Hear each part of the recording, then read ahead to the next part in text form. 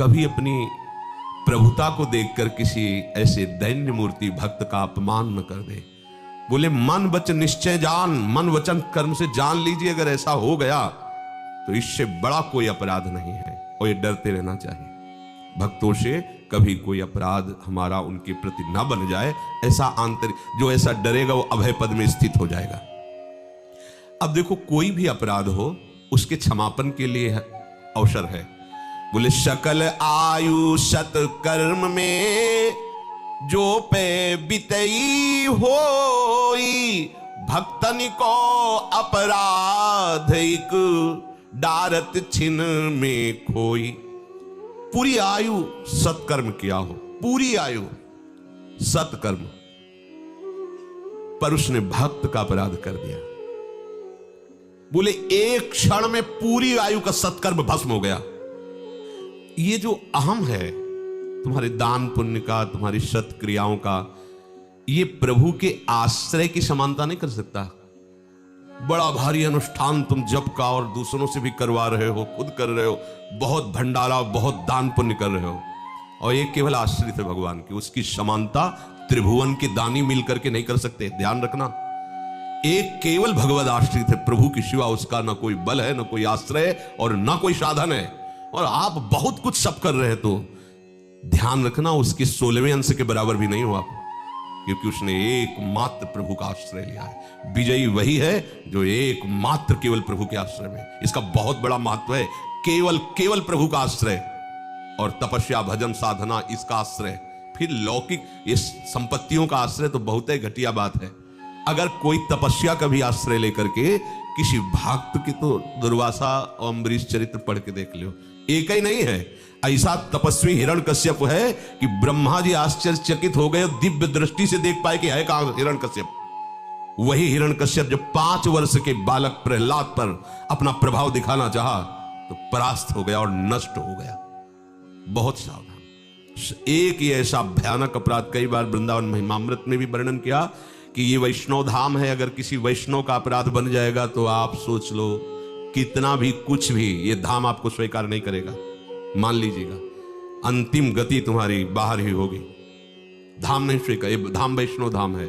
खुद में हमारे बहुत कमियां हैं, पर हम सबके आगे खुद पता है कामी हूं, क्रोधी हूं, नीच हूं, बिल्कुल धाम लायक नहीं हूं। बिल्कुल आपको धाम छोड़ेगा नहीं, ध्यान रखना। एक बात के लिए बार बार जोर दिया गया है वृंदावन महिमामृत की जब चर्चा हो रही, आपको एक बात से विशेष सावधान रहना है, किसी वैष्णव का अपराध ना बन जाए। और तो हमारे अंदर कमियां ही कमियां हैं। तो वृंदावन मां की तरह अपने पर वास करने वाले के सारे अपराधों को क्षमा कर देता है। वृंदावनी प्रभाव सुन अपनो ही गुण देत, जैसे बालक मलिन को मात गोद भर लेत। मां बालक की मलिनता न देखकर उसको स्वीकार करती है, ऐसे ही वृंदाटवी मां वास करने वालों के इन सब विकारों की तरफ ना देख करके वो अपने प्रभाव से उनका कल्याण कर देती। पर यदि कहीं किसी वैष्णव का अपराध बन जाए तो वैष्णव धाम है, फिर तुम्हें बर्दाश्त नहीं करेगा। तो कह रहे सकल आयु सत्कर्म में, ये इस प्रसंग में क्यों वर्णन किया ध्रुवदास जी ने? प्रसंग तो भजन का चल रहा था, कैसे क्या, और बात यहां अपराध की वैष्णव, क्योंकि भजन करते हुए भी अगर ये बात रहेगी तो केवल आराध्य देव के सुख में मगन होने का जो संकल्प लिया है, भाव लिया है, निश्चितता हृदय में ठहराई है, ये नहीं रुक पाएगी। आनंद का अनुभव, वैष्णव अपराध करने वाला कभी भी आनंदित नहीं रह सकता। जिसके अंदर वैष्णव द्रोह है, वैष्णव के प्रति हे भाव है, भाई मधुकर शाह जी वैष्णव को देखते ही साष्टांग प्रणाम करते, नमस्कार करते। उपहास करने वालों ने एक गधे को 12 तिलक बड़े बड़े बनाए, कंठी डाल दी तुलसी की, और वो अपने ठाकुर सेवा से समय से जब निकलते थे बाहर, अगर कोई वैष्णव मिला तो परिक्रमा करते, प्रणाम करते थे। तो उपहास करने के लिए गधा को खड़ा कर दिया, वैष्णव तिलक कंठी। मधुकर शाह जी निकले, 4 परिक्रमा की, साष्टांग दंडवत की, और उसके चरणों के पास की रज लेके ऐसे माथे पे लगाई। तो जो उपहास करने वाले थे बोले देखो गधे वैष्णव की पूजा कर रहे हैं। बोले हमें गर्व है, जिसके राज्य में गधा भी वैष्णव है तो औरों की तो बात ही जाने दो। बोले मुझे गर्व है इस बात का कि जिसके राज्य में गधा भी वैष्णव बना हुआ है तो उसके यहाँ मनुष्य शरीर वाले कैसे होंगे। सख्त आदेश था, भगवत सेवा किए बिना, भगवत भजन किए बिना कोई भी हमें नहीं नजर आना। जिसे अम्बरीश जी का था, सख्त आदेश, सब ठाकुर सेवा विराजमान करें, सब कीर्तन करें, सबके घर से भगवान नाम ध्वनि आनी चाहिए, जिसको जो आवश्यकता हो खजाने से ले जाओ, पर आपके घर में आराधना होनी चाहिए। सकल आयु सत्कर्म में जो पे बितई होए, नहीं देखते, नहीं मानते, परिणाम बहिर्मुख बने घूमते रहते हैं। नहीं, यहां ज्यादा भजन का बल नहीं है, आश्रय का बल है। ये आश्रय डुबो देता है। यहाँ फिर स्वार्थ आपने भजन गए फिर बाँ, यहाँ तो ऐसे सहज में रो पड़ोगे, ऐसा धाम है।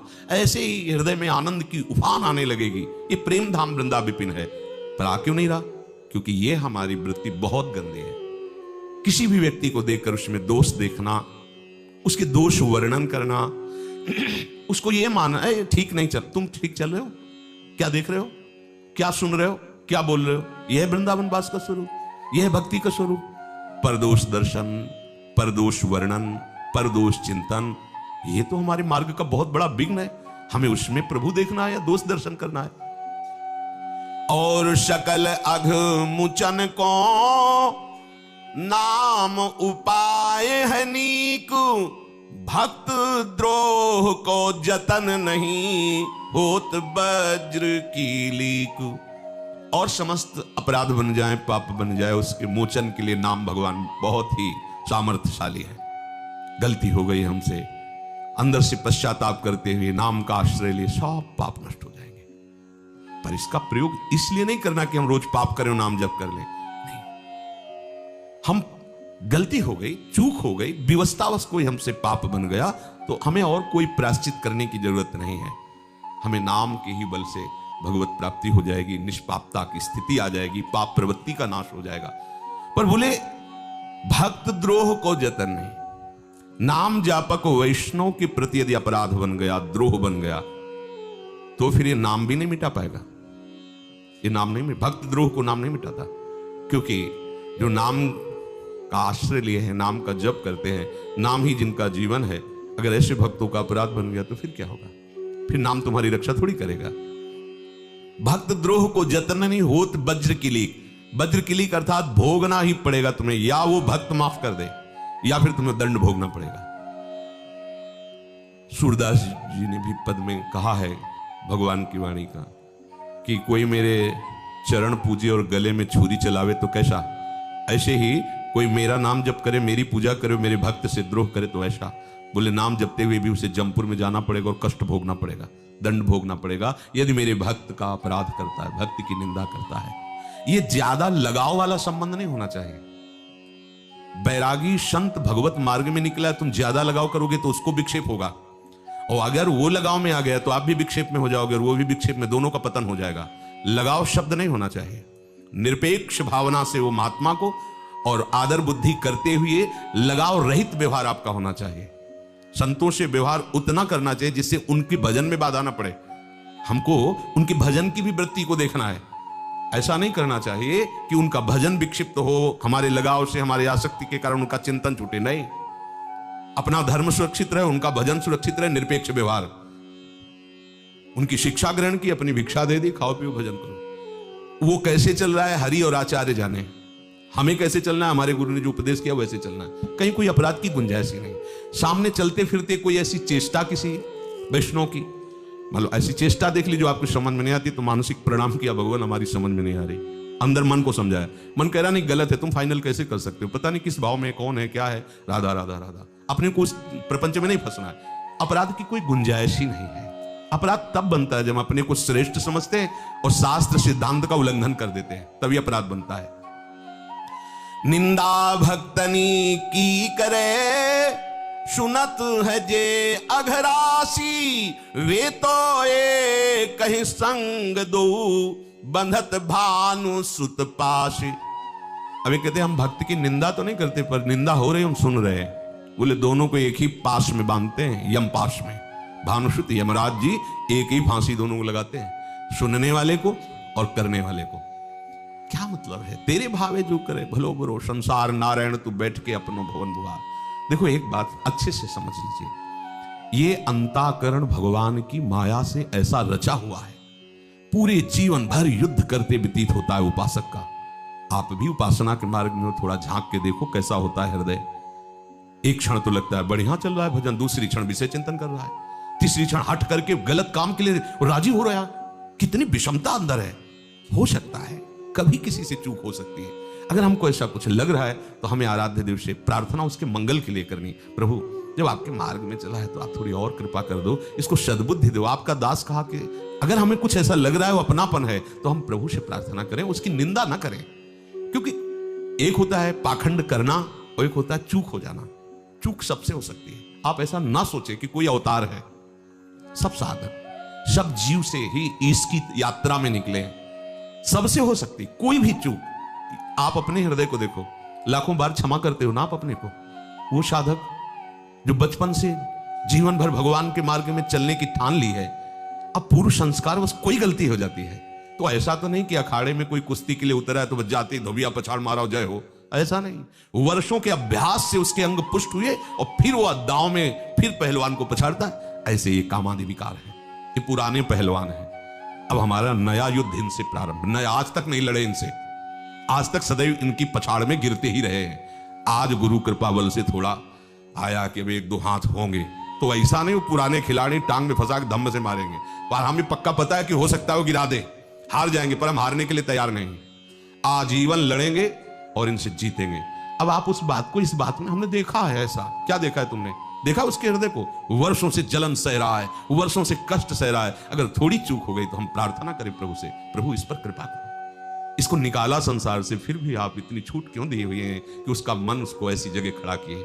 हमारा सौहार्द होना चाहिए ऐसा। अच्छा, सदैव सब विजय को ही तो नहीं प्राप्त होते ना। युद्ध होता है तो उसमें एक पक्ष पराजय को प्राप्त होता है। तो अगर हम हरिदास हैं तो काम क्रोध और कोई नहीं, ध्यान रखना, ये इन्हीं के हैं, इन्हीं की सामर्थ्य से हैं। तो दोनों पक्ष उन्हीं के हैं, पर वो अब हमारा पक्ष ले लिया है, ये जो मार्ग मिला है। पर इसमें ऐसा नहीं कि आएगा ही नहीं। प्रभु के शरणागत हो, दास हो, ये ठसक कभी कम नहीं होनी चाहिए। पर देखो क्या काम नहीं आता, हृदय को देखो, क्या विकार नहीं आता? आता है।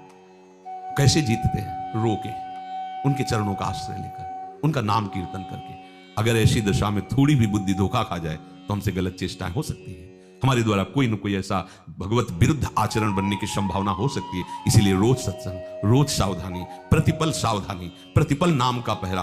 पर चूक हो सकती है, असावधानी हमारी होगी उसमें। अब हमको, अगर कोई उपासक असावधान है, हमें लग रहा है गलती हो रही, तो हमें पर्सनल उससे प्रार्थना करनी चाहिए, सच्ची मित्रता से। देखो आप गुरु भाव में दीक्षा लेकर के भगवत मार्ग में चल रहे हो, आप ये क्या सोच रहे हो, आप ये क्या चेष्टा कर रहे हो, आपको पता है आप कितनी बड़ी गलती कर रहे हो, सावधान। ये तो हुई हित मित्रता। अब उसकी अनुपस्थिति में उसकी बात कहना निंदा हो गई। बात समझ लेना, वो अनुपस्थित है और उसकी बात कही जा रही, वो निंदा हो गई। निंदा तभी मानी जाएगी उसकी अनुपस्थिति में। उसकी उपस्थिति हो और उसको हित की भावना से समझा रहे हैं, वो निंदा नहीं होगी। उसकी अनुपस्थिति में उसकी चर्चा करके अपने को बड़ा श्रेष्ठ माना जा रहा है, ये निंदा हो गई। अब ये फांसी तैयार आप कर रहे हैं यमपुरी जाने की। भक्तन निंदा अति बुरी, भूल करो जिनको। बहुत सावधानी। हमको क्या, अरे हम क्या हैं? अंतिम श्वास तक ऐसे ही बड़े बड़े महापुरुष गए, ऐसे ही करके। किसी से भी कभी भी असावधानी में चूक हो सकती है। हम चूक को बढ़ावा नहीं देना है, पर चूक को सुधारने के लिए अगर हमें लगता है कि हमारी बात से आप सुधर जाओगे तो हमें करना चाहिए। अगर लगता है कि आप और बिगड़ जाओगे, हमारे संभलोगे नहीं, तो जिनसे सब कुछ संभलता है हम उनसे प्रार्थना करेंगे। आपकी निंदा, आपको घृणित भाव से देखना, ये नहीं हो सकता। अगर समझा रहे नहीं समझोगे तो तुरंत इसके बाद भगवत भाव, मेरे प्रभु ही स्वरूप में मुझे अभिमान है कि मैं ज्ञानी हूं, इसलिए दिखा रहे, देख तेरे ज्ञान का क्या प्रभाव, कुछ नहीं, नाथ आप ही संभालो। निंदा करने का तो अवसर बनता ही नहीं। देखो, जो भगवत मार्ग के प्रति जो उदंडता में, तो उनकी तो निंदा बनती ही नहीं है। क्यों नहीं बनती? वो तो गलत ही कर रहे हैं, तो उनके विषय में बोलना क्या है हमें? जो सही कर रहा है फिर गलत में उतर रहा है, वहां में थोड़ी सावधानी की बात। वहां तो क्या, जो गिरा पड़ा है उसके लिए क्या बोलना है? जो सतमार्ग में चल रहा है, अगर उससे फिसलन हो रही हो, हमें ज्ञान है कि यहां फिसल जाएगा, तो हमें प्रार्थना करनी चाहिए, उससे निंदा नहीं करनी चाहिए। ये बहुत बड़ी यात्रा है। आप लोग इस मार्ग में चलो, देखो ना अपने हृदय को। हाँ, कोई इस मार्ग में जो चल रहा है, जरा से छींक आ गई तो उसके चीख दिया, अपने दिन भर खांसते रहते, कोई मतलब नहीं। थोड़ा अपने हृदय में ध्यान, इसका मतलब समझिए, आप हृदय में झांक के देखो, सबका हृदय है, सब कोई प्राकृतिक शरीर से ही संचालित हो रहा है। सच्चिदानंद तत्व को जान जाएगा तो फिर और कोई है ही नहीं, और जानने के लिए चला है तो हो सकता है कभी भी किसी भी क्षण किसी से भी गलती हो सकती है। निंदा स्तुति का मार्ग नहीं है। एक दूसरे को सपोर्ट करके चलो, ये बहुत बड़ी यात्रा है। हम बड़े मतलब द्रवित हृदय से कह रहे हैं, ऐसा ना समझोगे अरे ये साधु में होता ही नहीं, तो साधु बना कहां है? साधुता देखो, गोस्वामी जी कह रहे हैं, कबहू कहो या रहा नहीं रहूंगो, श्री रघुवीर कृपालु कृपाते साधु स्वभाव कहूंगो। कब ऐसा होगा कि रघुनाथ जी की कृपा से मैं साधु स्वभाव भगवान का स्वभाव, उसी मार्ग में तो चल रहे हैं। पीछे कई बार ऐसी मना स्थिति हुई कि कोई आश्रय नहीं दिखाई दे रहा था, कोई आश्रय नहीं, ऐसे तूफान मना स्थिति, अब क्या हो, घबरा जाते थे।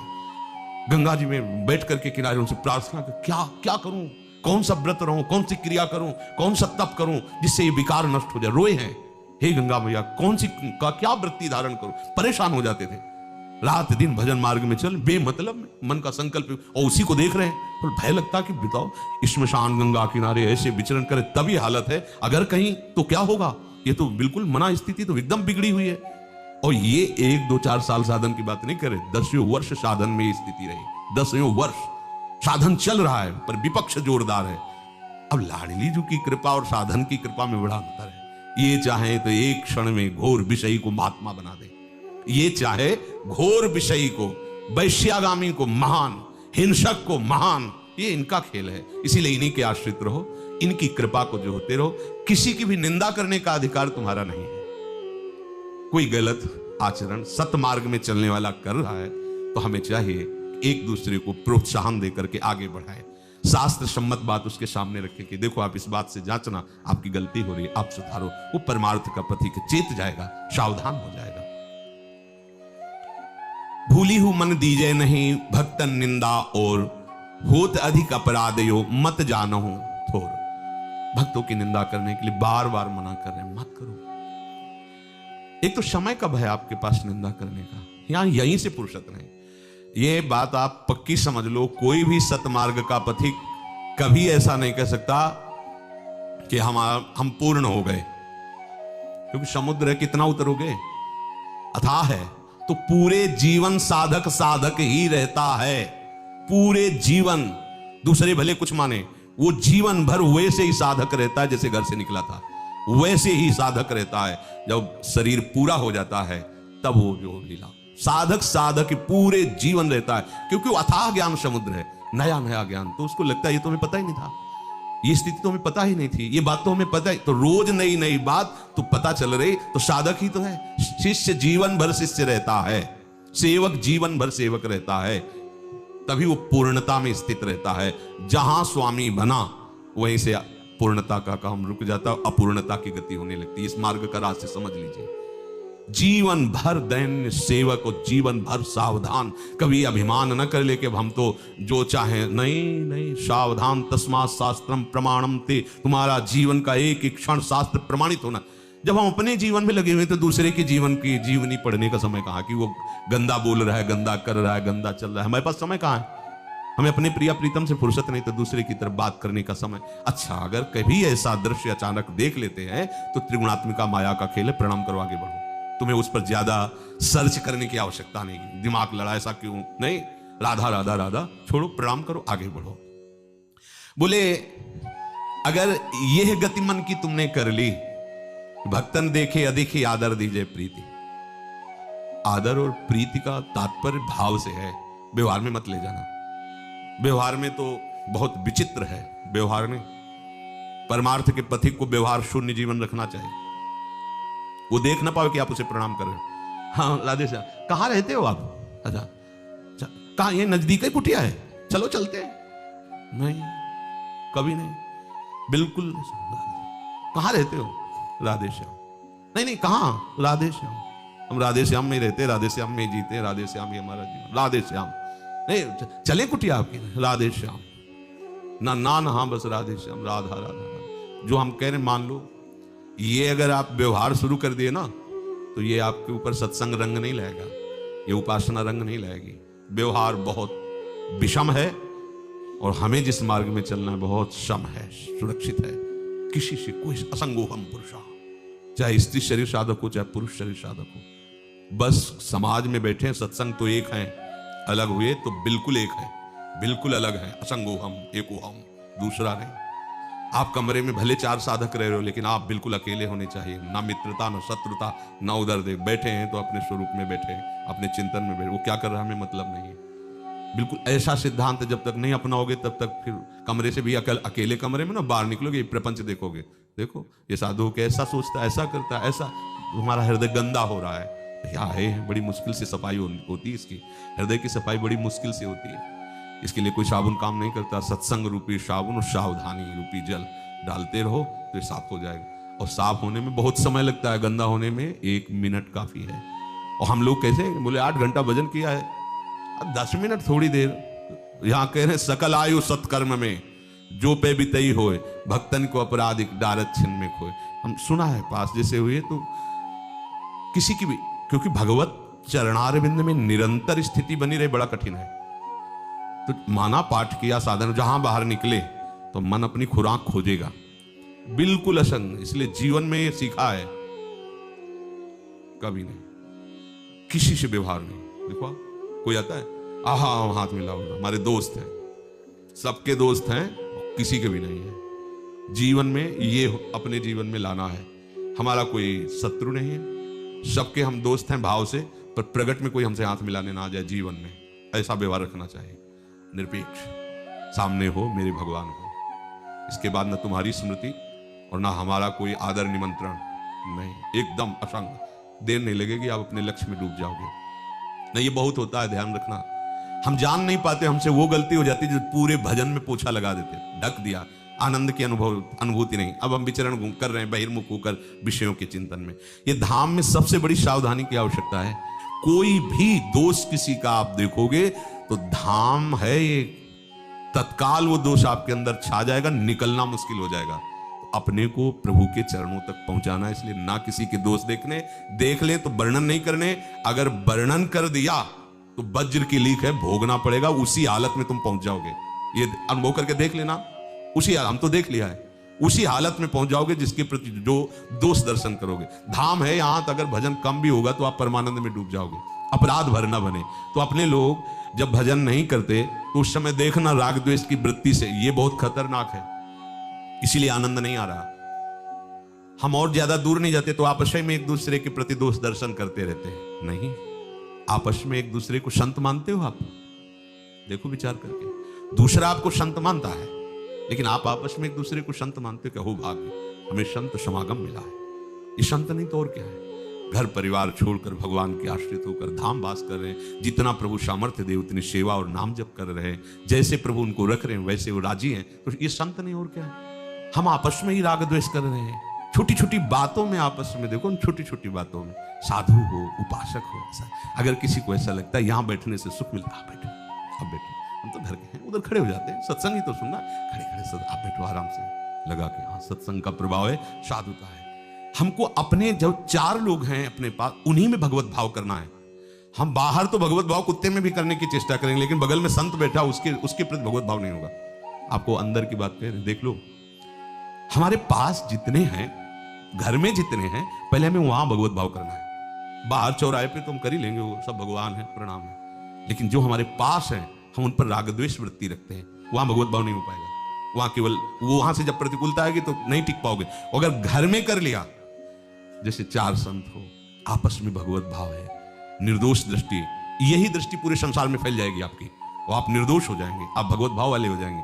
अपने ही घर में, अपने ही हृदय में आप राग द्वेष पाले रहेंगे तो वही फैलता है। अगर हम राग द्वेष में वृत्ति वाले तो पूरी सृष्टि में राग द्वेष फैलता है। बहुत जीवन निकला जा रहा है, आनंद नहीं मिल रहा है। हम क्यों परेशान हो रहे हैं?